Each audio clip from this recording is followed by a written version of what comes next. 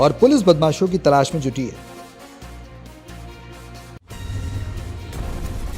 उन्होंने काम किया, कोटपुतली के रहने वाले हैं, लेकिन उनको दिल्ली खाते में लिखा गया है, लेकिन राजस्थान के लोग भी इसको लेकर के काफी ठीक है, उत्साहित है। ठीक है, मैं आऊंगी। मेरे साथ एक बेहद खास मेहमान मनोज टिक्का जी भी जुड़ चुके हैं और आपसे मैं जानना चाहूंगी, जिस तरीके से आज पार्टी ने बहुत बड़ा ऐलान किया है और कंधों पर जिम्मेदारी उन्हीं नेताओं को मिली है जिन्होंने जमीनी स्तर पर काम किया है।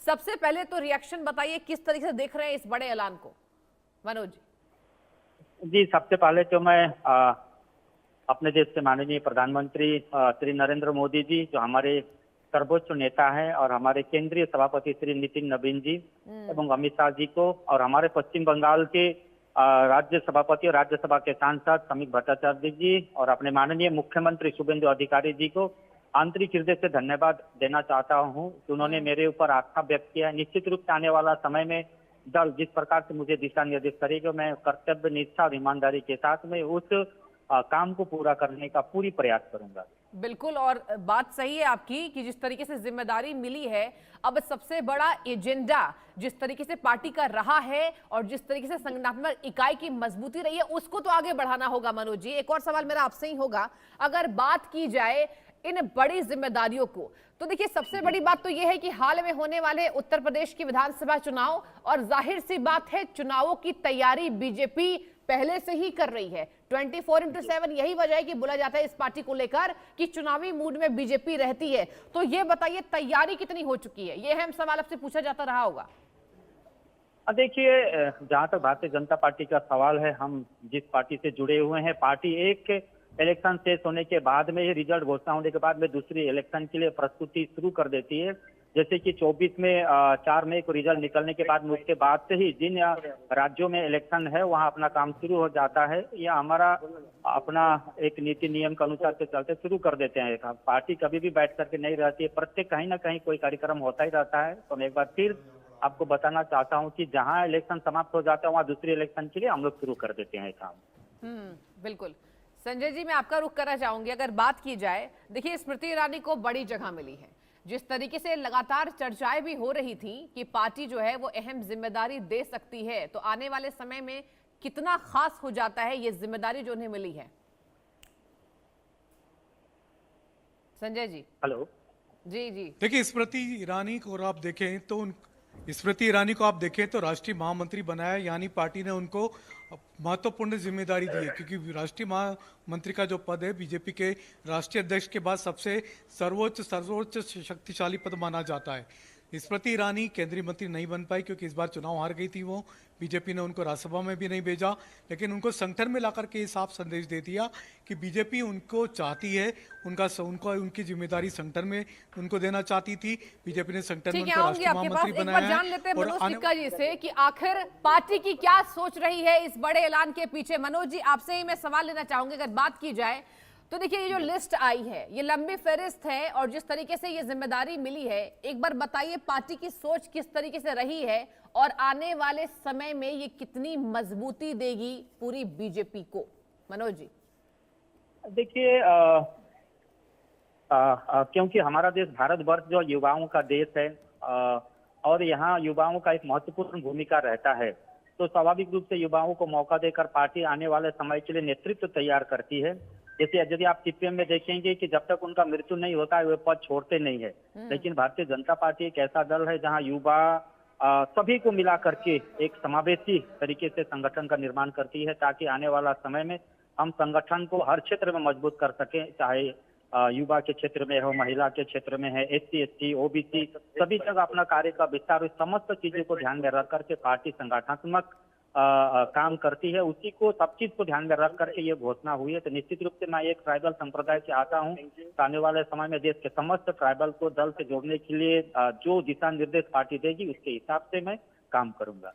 देखिए, इसी अहम सवाल को मैं आपसे पूछने भी वाली थी। युवाओं का जो मामला चल रहा है मनोज जी, एक बार इस पे जरा जोर फरमाइए, क्योंकि देखिए प्रधानमंत्री भी कई बार खुले मंचों से कह चुके हैं कि ये युवाओं की पार्टी है, और आगे जितने भी विकास काम होंगे, जिस तरीके से शिक्षा, यहाँ पर नीतियों पर सुधार, युवाओं का फोकस रहने वाला है और उनकी ही अहम जिम्मेदारी होने वाली है। अब ऐसे में कितनी बड़ी तैयारी होगी आपकी पार्टी की? देखिए, यदि देखा जाए तो सारा विश्व में भारतवर्ष युवाओं का देश है। यहाँ युवाओं का एक महत्वपूर्ण भूमिका रहता है, क्योंकि समय समय एक उम्र होता है, जैसे कि 15 से लेकर के 22-23 का उम्र है। आप युवाओं को जिधर लेकर के जाएंगे, युवा उधर ही जाएंगे। इसलिए हम सभी की जिम्मेदारी बनता है कि युवाओं को सही दिशा दिखाना और सही मार्ग पर लेकर के उनका भी भूमिका देश के नवनिर्माण में हो। तो निश्चित रूप से युवाओं को जोड़ने का काम करेंगे, क्योंकि युवा ही हमारे देश की संपत्ति है, एसेट है।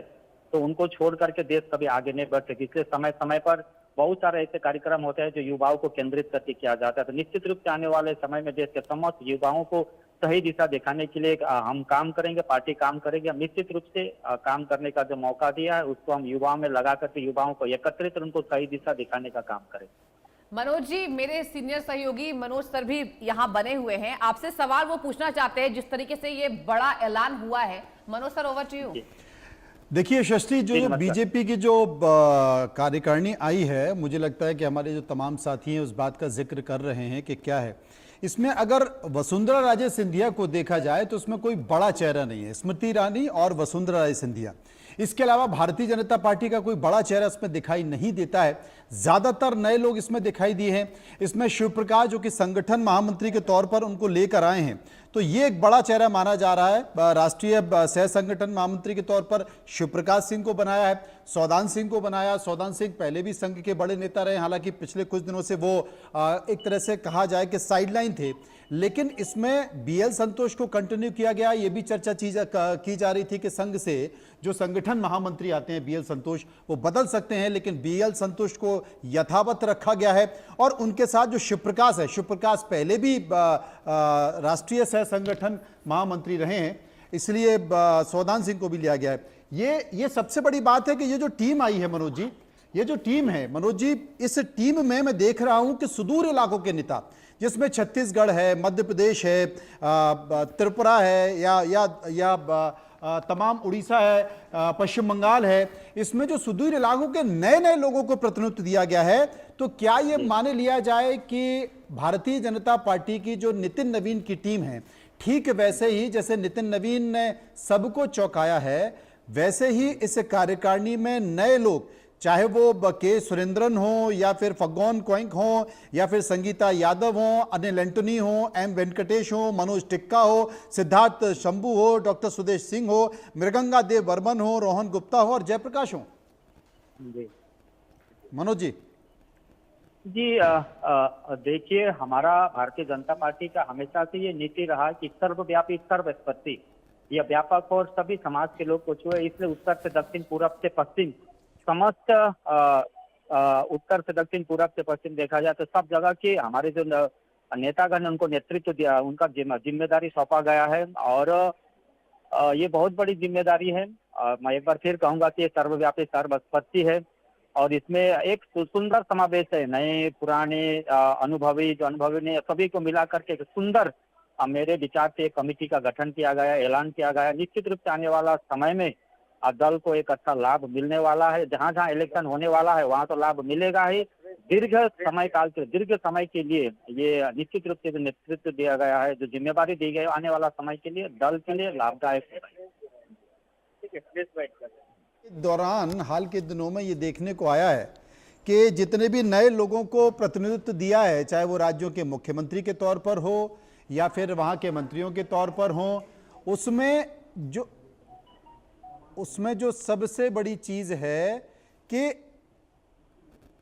मनोज भाई, आप मेरे साथ जुड़े रहें। आपके एक और साथी मेरे साथ भारती पवार जुड़ चुकी हैं, जो कि राष्ट्रीय उपाध्यक्ष हैं, वो भी मेरे साथ मौजूद हैं।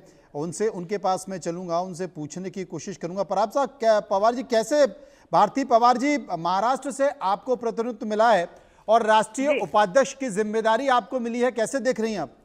जी, बहुत बहुत धन्यवाद। मैं बहुत ही आपके माध्यम से आदरणीय प्रधानमंत्री जी, आदरणीय हमारे राष्ट्रीय अध्यक्ष नितिन नवीन जी, अमित भाई शाह, मैं सभी को बहुत धन्यवाद देती हूँ। क्योंकि देखिए, एक कार्यकर्ता को जब काम करने के लिए संगठन के माध्यम से इस तरह की जब जिम्मेदारी मिलती है तो वो बहुत बड़ी बात है। और मैंने कभी सोचा नहीं था कि राष्ट्रीय संगठन की टीम में मुझे इतना बड़ा मौका दिया है, ये बहुत बड़ी जिम्मेदारी है और बिल्कुल इस पे खरी उतरूंगी और काम करने के लिए ये बहुत मेरे लिए एक कार्यकर्ता के रूप में मुझे बहुत बड़ी मैं कहूंगी कि अच्छी और अपॉर्चुनिटी कहूंगी ये मिली है और बिल्कुल विकसित भारत के लिए हम सब मिलकर काम करेंगे। भारती पवार जी, जब नितिन नवीन बने थे तो मोदी जी ने कहा था कि आज से यही मेरे बॉस हैं, लेकिन देखने में आया है कई राज्यों से जो नियुक्तियां हुई हैं, चाहे वो मुख्यमंत्री की नियुक्ति हो या फिर मंत्रियों की नियुक्ति हो, पुराने नेता और नए लोगों में एक कहीं ना कहीं कुछ गैप रह जा रहा है, मन दुराव है, मन मुटाव है। इस मनमुटाव को कैसे भरा जाए? नहीं, मुझे बिल्कुल ऐसे नहीं लगता